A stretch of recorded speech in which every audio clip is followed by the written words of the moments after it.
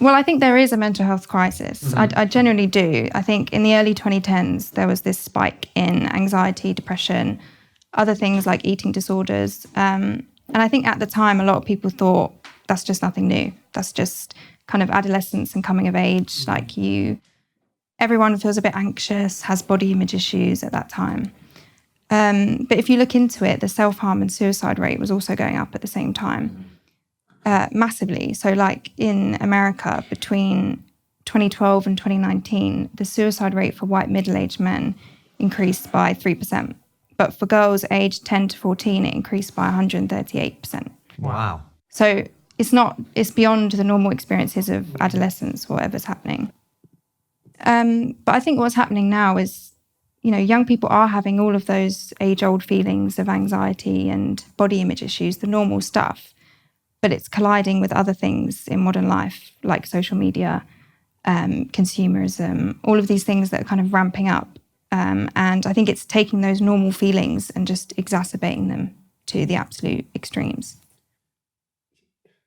138%. Yeah. That is absolutely terrifying, and it's awful. Yeah. And how much of this can be blamed on social media, do you think? How much of it can be blamed on the consumerism? How much can be blamed on other factors as well? Well, social media is a bit hard because there's not actually definitive evidence that it's social media. So some studies show barely any effect of social media. Other studies show that it's a huge impact. But one thing Jonathan Haidt says, which I think is important, is that when they're looking at studies on social media, they often say screen time, which kind of lumps in texting and scrolling through Instagram, which has different mental health impacts. Like texting is not that bad for your mental health. So I think that's why it comes out as barely any impact. It depends who you're texting. Yes, that's true. So there's that. So I think that it's difficult to definitively say, but I think if you look at the timeline, so mental health started to decline in the early 2010s, especially for girls. The iPhone came out in 2007. Instagram came out in 2010. You had editing apps like Facetune came out in 2013. Snapchat was doing its AR filters in 2016. So all around that time, these things were happening, and girls' mental health especially was declining. So you can say it's things like the climate crisis or the economy that's affecting mental health, but why would it be girls, and why would it be such a sudden decline at that time? And Freya, you used something, I'm sounding so old, the face moderating app? Yeah, Facetune. So explain to people like me, who are very old, what is this app, what does it do, what is the purpose of it, and what are the effects on young girls? So Facetune is an editing app, selfie retouching, they call it.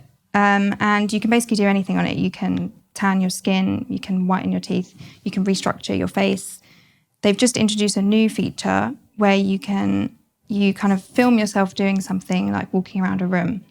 You can freeze the frame, edit your waist so it's tiny, and then when you play the video, that will stay for the whole video and it looks like that's just your body.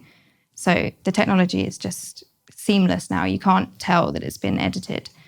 It's been downloaded like 60 million times, I think. And I think it's something like 75% of girls posting or users posting on Instagram are using Facetune. And the funny thing about Facetune is that, it used to be a bit of a secret among teenagers. Like they would use it and they wouldn't want other people to know that they're using it. Whereas now it's kind of been rebranded in this whole feminism, self-love thing. So Facetune's marketing is very much about self-expression and girls' self-love. So for example, on International Women's Day, they posted something like selfie editing is a powerful act of self-expression, and it was to celebrate feminism. So the act of retouching your selfies has become feminist somehow. So pretending to look in a way that you don't actually look is now empowering. Yes, yeah. It's completely changed. Well, that's what all the celebrities say. I mean, Khloe Kardashian, she literally Facetuned her own newborn baby when it was born.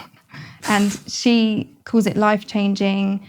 You've got, there's YouTubers online there's this guy, James Charles, who's got 23 million followers.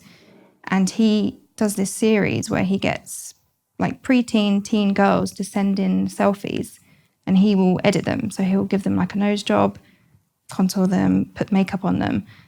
And all the while he's saying, oh, there's nothing wrong with fixing insecurities, you know, this is self-expression. And all of the comments are like, this is so educational, this is empowering. So it's really interesting to me that it's been completely rebranded.